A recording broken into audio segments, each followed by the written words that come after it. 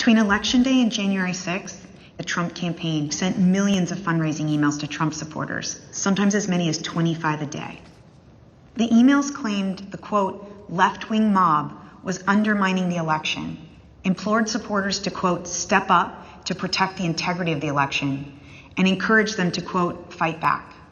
But as the Select Committee has demonstrated, the Trump campaign knew these claims of voter fraud were false, yet they continued to barrage small-dollar donors with emails, encouraging them to donate to something called the Official Election Defense Fund. The Select Committee discovered no such fund existed. I don't believe there is actually a fund called the Election Defense Fund. Is it fair to say the Election Defense Fund was another, I think we called it a marketing tactic? Yes. The claims that the election was stolen were so successful, President Trump and his allies raised $250 million, nearly $100 million in the first week after the election. On November 9th, 2020, President Trump created a separate entity called the Save America PAC. Most of the money raised went to this newly created PAC, not to election-related litigation.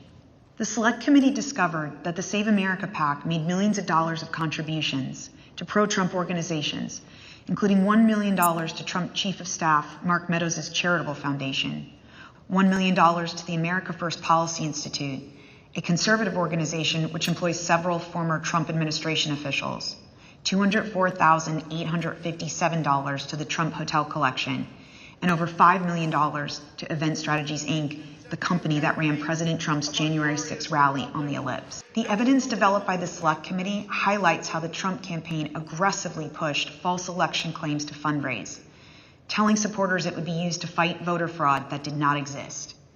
The emails continued through January 6th, even as President Trump spoke on the Ellipse. 30 minutes after the last fundraising email was sent, the Capitol was breached.